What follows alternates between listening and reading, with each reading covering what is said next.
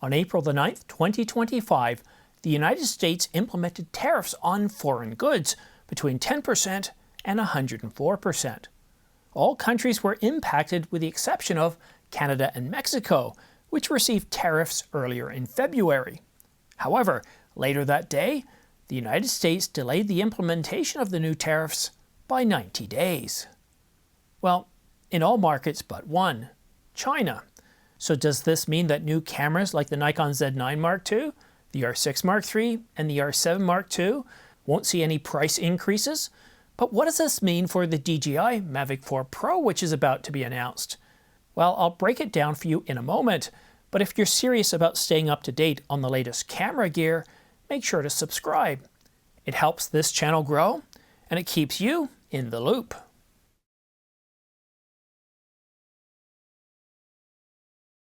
Before going any further with this content, I want to let you know that this is not some sort of political statement. This channel isn't political, it's apolitical. I don't like politics, I don't like following politics. However, when it comes to camera news and rumors, which is something that I do follow, today's news does impact that.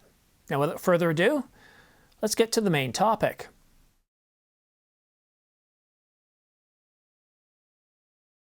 We were expecting tariffs to go into place on April the 9th, which would dramatically increase the price of camera gear to prohibitive levels.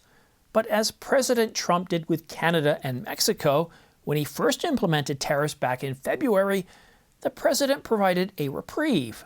In this case, a 90-day reprieve, citing that he had so many requests to renegotiate the tariffs. So what does this mean for camera prices in 2025? Well, for anything that's currently in the marketplace for the next 3 months, prices aren't going to go up. In fact, we took a look at B&H and Adorama today, and the Canon EOS R5 Mark II, it's still $39.99, $300 off, and they're throwing in a free battery grip worth $350. The R5 Mark I, also still on sale at its new low price of $29.99 with a free battery grip, also valued at $350. So that should tell you that right now, anything that's currently in the marketplace, you're not going to expect to pay any new prices for at least 3 months. But what about new cameras such as the Canon EOS R6 Mark III? What if it's going to come out in 4 months? Well, one thing we could expect to see is some front loading. So what Canon could do is, if the announcement is planned for, let's say, July or even August, what they could do is just ship a whole bunch of units into the United States, keep them in a warehouse under lock and guard, and they wouldn't have to suffer the tariffs, because what happens is tariffs aren't paid at the point of sale. They might be passed on to the point of sale through increased costs, but when those products are imported into the country, that's when the tariffs are applied. The importer pays those tariffs. However, this still doesn't do anything to eliminate that uncertainty. But unlike with Canada and Mexico, you don't have that 30-day revolving. You at least have 90 days. So it creates a little bit of certainty in, well, uncertain times. And that brings us to our second point, Canada and Mexico. They were both able to negotiate with the United States to reduce the tariffs, largely honoring the previous Canada-United States-Mexico trade agreement, with tariffs going on some other new products that weren't covered, such as aluminum and steel. And I think we can use Canada and Mexico as a bit of a, well, leading indicator as to what we can see with the rest of the countries on the list. If you were hoping that come the 90 days, the renegotiation would result in absolutely no tariffs being paid, no. The President of the United States has made it really clear that he loves tariffs, and I think we're going to see some sort of residual tariff applied. Now, whether it's just 10% or something else, I'm not even going to bother to forecast here. This is unlike anything I've seen before, so it's very hard for me to use previous knowledge of tariffs, customs, and levies to apply them to this situation. But what it does mean is that, well, we're going to expect to see some level of tariffs. And the third point is, prices are going up, at least in the United States. We can look at Canada and Mexico, and we can see the negotiations, how they dramatically reduce what those countries were first looking at paying. But the tariffs still had a big impact. And for the United States to attract jobs from other countries, I'm not going to get into the probability here, but if that happens, it's not going to be for many years. And some have mentioned that Kodak, they could start making digital cameras for Canon and Nikon under license, and that's possible, but it would take at least a couple of years to get that set up. And what the United States is going to be encountering in 2 years is something that they call midterm elections. I'm not an expert on the US, but what that could mean is that the House and Senate, which is now has a Republican majority, well, that could switch to the Democrats, and that could result in some of these tariffs being reduced even further or completely eliminated. So when I'm talking long-term, we're talking anywhere up to 2 years, because who knows what can happen further than that. But you're going to expect to pay more. But there's one key, I think there's one takeaway here. The fact that most countries, with the exception of China, received a 90-day reprieve should tell you everything you need to know about what the United States is looking for in these negotiations.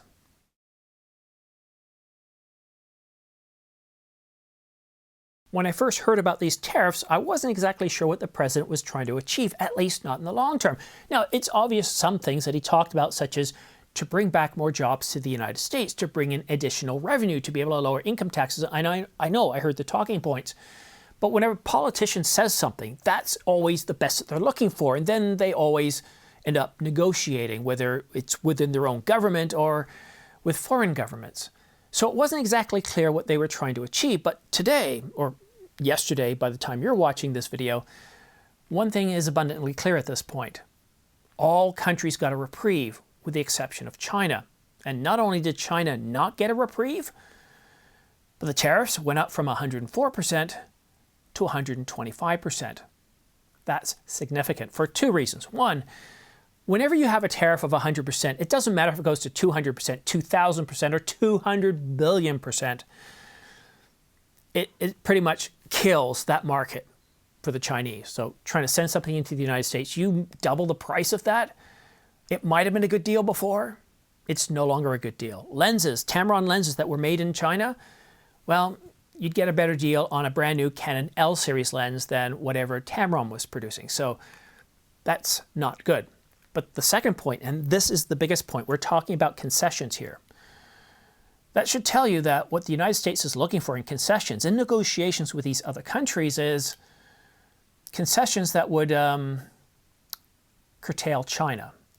Now, for example, if we were looking at Vietnam, Cambodia, South Korea, Philippines, all those countries close to China, the type of concessions would result in things such as, okay, Chinese-made products are being shipped to those countries and then being sent to the United States as made in those countries. And these tariffs take away that opportunity.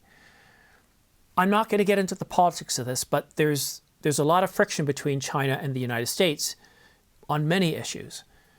And President Trump is looking for something.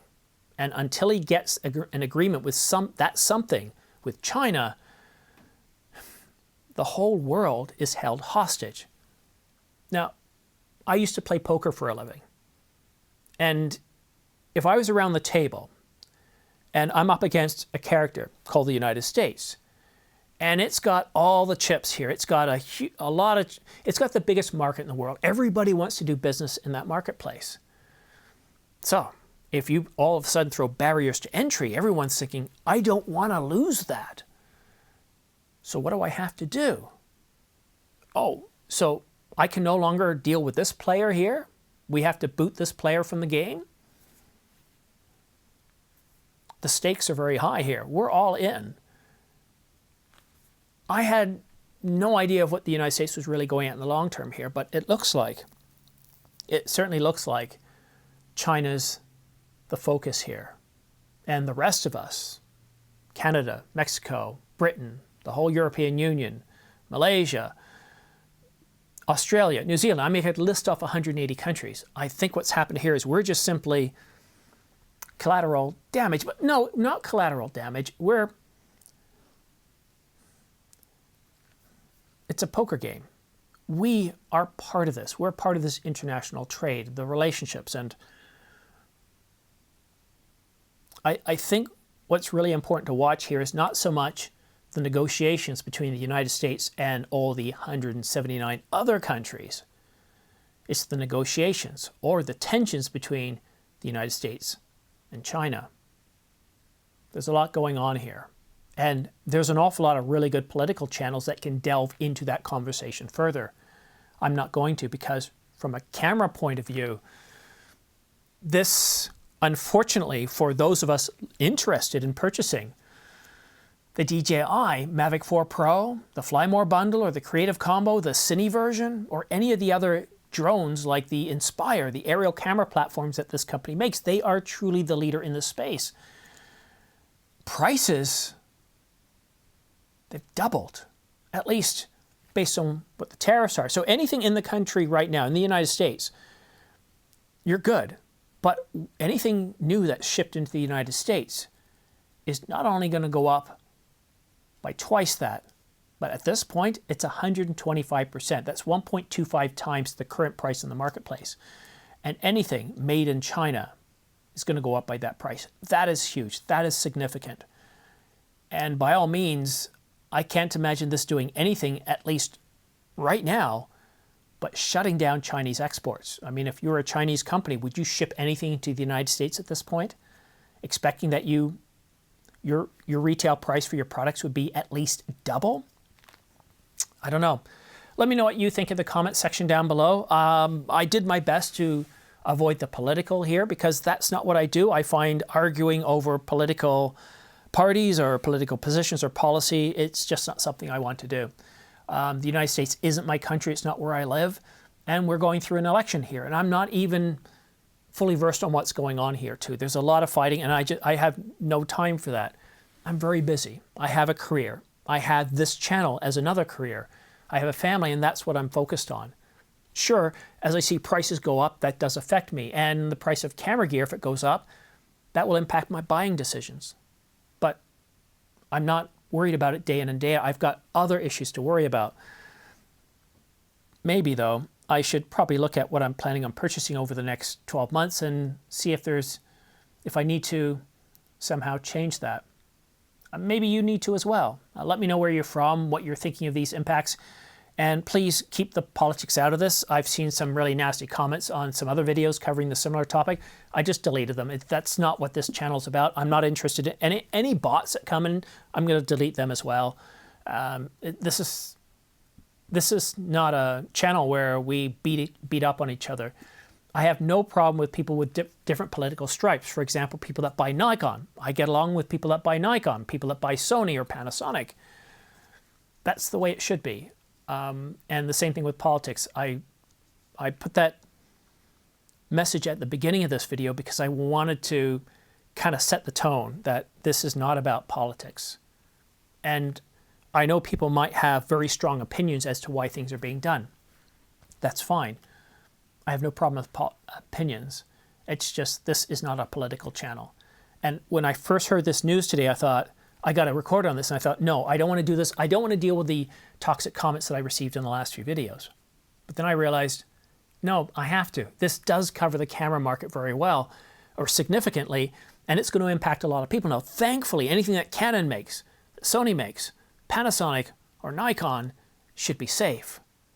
But for other companies such as Tamron, which makes stuff in China, it's going to be impacted. Sigma, they make and design everything on their campus, so they're okay. Anyhow, thank you so much for tuning in.